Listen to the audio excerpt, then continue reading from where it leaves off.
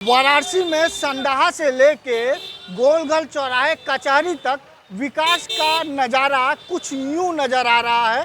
आपको हम कैमरे के नज़र से ये दिखाते हैं कि ये वो मकान है जो international player hockey player Mohammad Shahid का ये मकान है। हालांकि परिवार के लोगों को मुआवजा दिया जा चुका था और उनको प्रशासन के द्वारा ये अल्टीमेटम भी दिया गया था कि आप अपने से ही अपने मकान को तोड़ ले, मगर जिस तरीके से बाबा का बुलडोज़र आज यहाँ पहुँचा है और मकान को जमींदोज करने में पूरी जद्दोजहद लगी है, वहीं अगर बात की जाए अगर मकान जिसकी संपत्ति है तो उनका कुछ विरोध भी है। उनका ये कहना है प्रशासन से कि हमें मुआवजा मिला मगर हमें पूर्ण निवास के लिए भी एक स्थान मिलना चाहिए था।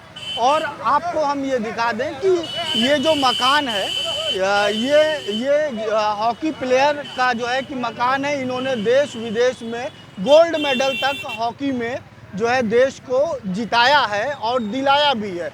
और साथ में अगर बात की जाए जो है कि मुआवजे की, तो मुआवजा इनके परिवार को मिला तो ज़रूर था, मगर इनकी बीवी का ये साफ कहना था कि उनका ये कि उनके पति के नाम पे एक चिन्ह जो है नुमा स्मृति चिन्ह बनाया जाए, ताकि बनारस में जितने भी युवा हैं या जो बच्चे हैं या जो बाहर से आ रहे हैं उनको ये पता चले कि वो किस किस जगह से और कितने महान लोगों के बीच में वो रहे हैं और उस जगह से वो निकल के बाहर की ओर जाते हैं और देश में अपना नाम करते हैं। जो हॉकी के जो प्लेयर थे वो बचपन उनका इसी मकान में बीता है। आप देख रहे होंगे कि फिलहाल इस मकान को प्रशासन के द्वारा जो है पूरी तरीके से तोड़ा जा रहा है।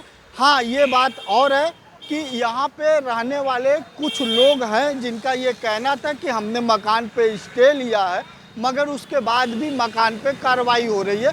आपको लगातार हम कैमरे से ये दिखा रहे हैं कि किस तरीके से यहाँ पे पुलिस प्रशासन पूरी तरीके से सचेत नज़र आ रही है ताकि कोई घटना या दुर्घटना न हो पाए और आम जनमानस अपने अपने मुआवजे को लेने के बाद या तो खुद से जो है अपने मकान को तोड़ रहा है और या तो प्रशासन के द्वारा उनके मकान को तोड़ा जा रहा है।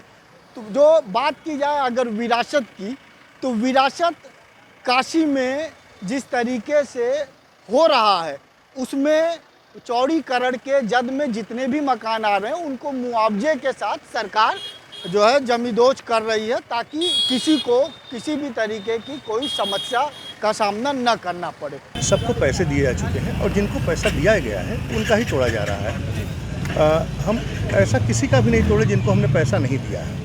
एक बात। दूसरी बात, इनको अल्टीमेटम हमने पहले दे दिया था, एक सप्ताह पहले दिया था और ये कहा था कि आप इसको तोड़ दीजिए, नहीं तो अदरवाइज हम तोड़ देंगे। मुनादी भी और उसकी मुनादी भी हुई, अनाउंसमेंट भी हुआ, सब कुछ होगा, सबकी जानकारी में है और सबसे बैठ करके बातें भी हुई हैं। कुछ लोगों का मसला फंसा हुआ था, उनके भी अंश निर्धारित किए गए हैं और जिन जिन लोगों ने पैसा ले लिया उनका तोड़ा जा रहा है। सर, मोहम्मद पद्मश्री जो हैं वो भी अब विरोध कर रहे हैं, कह रहे हैं कि हमारे सामान को नहीं हटाने दिया गया, हमें बताया नहीं गया, इस तरीके की चीज़ें आरोप लगा रहे हैं। उनके में मकान में कुल मिलाकर के 9 शेयरर हैं जिसमें से 6 ने पैसा ले लिया है। जो उनका शेयर है वो हम उतना छोड़ दे रहे हैं। 9 लोगों ने पैसा लिया है तो निश्चित तौर पे उस पर रोड तो बनेगी ही बनेगी, तो 9 लोगों का हमने ले लिया है। बाकी का जो था दो लोगों का हमने छोड़ दिया। के बाद भी क्यों लोग तोड़ नहीं रहे हैं? बाकायदा कुछ लोग स्टे लेने कोर्ट पहुंच जा रहे हैं। मुझे लगता है ये मानवीय संवेदना होती है। हर आदमी का मकान तोड़ना उसकी बड़ी मेहनत का काम होता है, बड़ी मेहनत से इतना बड़ा मकान खड़ा होता है, छोड़ने में तकलीफ होती है। मुझे लगता है वो मानवीय संवेदना से जुड़ा हुआ मसला है, न कि इससे जुड़ा मसला। वाराणसी से न्यूज़ 24 के लिए अतिकेश श्रीवास्तव की रिपोर्ट।